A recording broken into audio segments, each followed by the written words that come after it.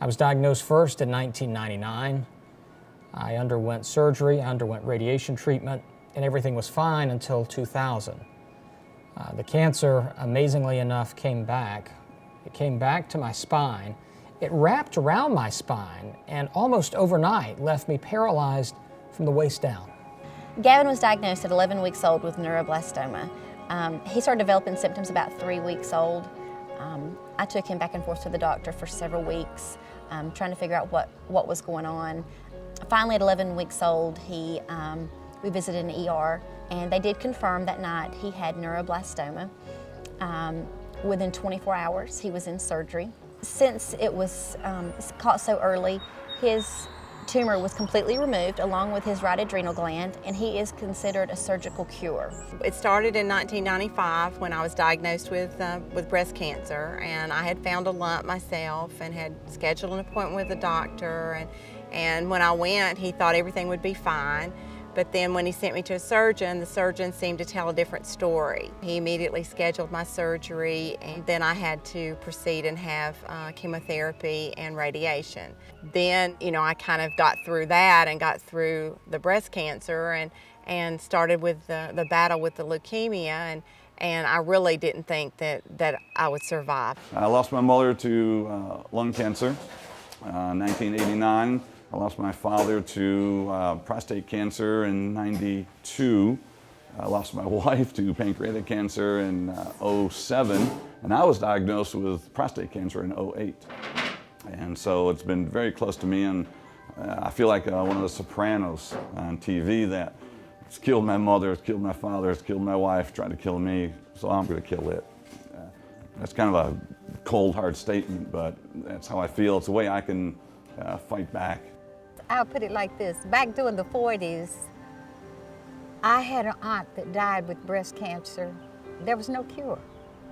It just had to run its course. And then I've had relatives that die with colon cancer. No cure. They were older people. It had to run its course. And to think that I have gone through this colon cancer 12, almost 13 years ago, and breast cancer over 6 years ago. And I'm still here.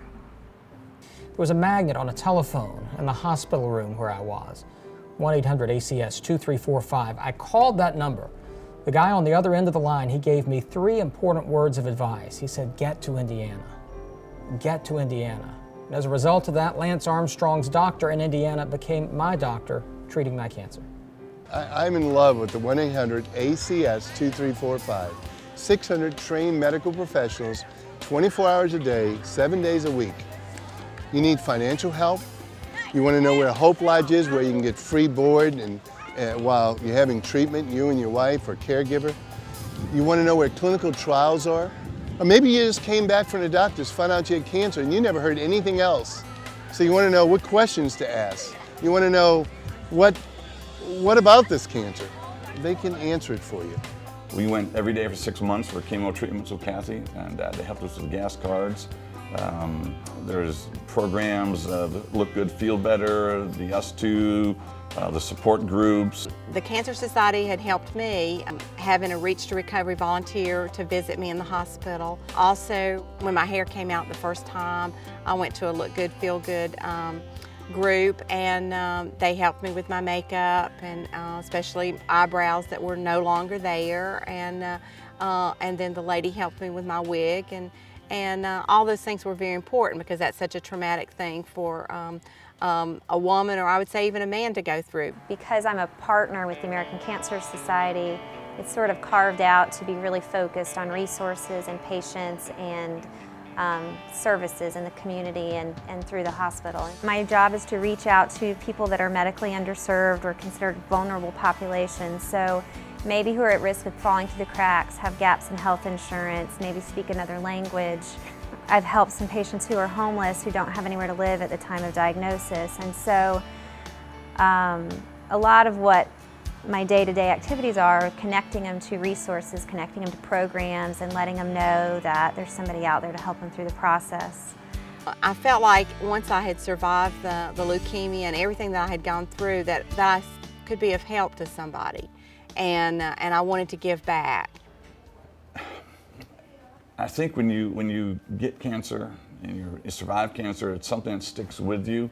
It's not something that just comes and goes. I'm a different man than I was a year ago. If I can help somebody, then my living will not be in vain. I lost 2 sons with cancer. One son just about 5 months ago with cancer of the esophagus. My youngest son had a malignant brain tumor, and I had to see 2 of my kids go. But still, I had to be strong and keep going. The first step is just to visit a relay. Come to a relay and check it out.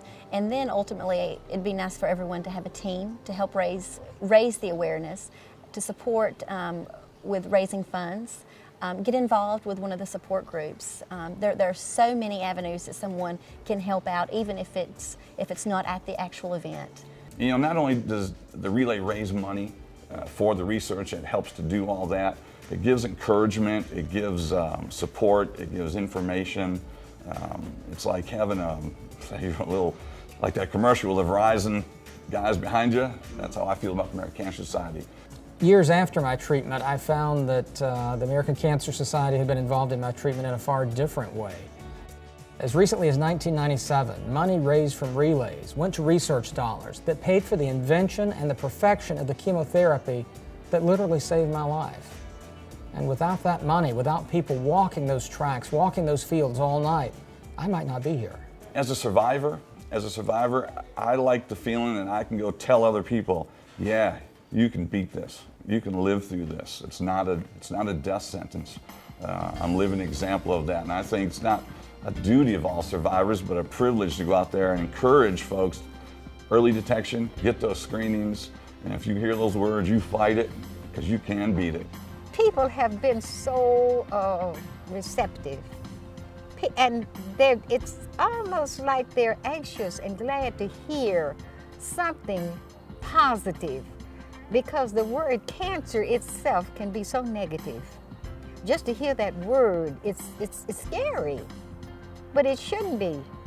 It's just like if somebody said, well, you know, so-and-so's diabetic, because diabetes can kill you if you don't do what you're supposed to do. Let the kids understand that this is like what polio was in the 50s. We can get rid of this damn disease, and the way we can is by having fun, creating more money, donations that can go to the American Cancer Society. You are saving lives, and there's so much happening with medical research, with medical advances right now. But if you're out there doing this, raising money, it will make a difference through research, through discoveries, through treatments, and ultimately a cure. I hope, of course, ultimately to find a cure for all cancers, including childhood cancer. I'd also like for there to be more medical tests available to catch cancers early. I like to see a big ad in the paper, relay canceled due to cure. I'd love to see that. And just being a part of this and seeing the good work that all of you are doing, it's been rewarding to me. And just to be a fraction of this, it just makes life worth living. I'm very happy.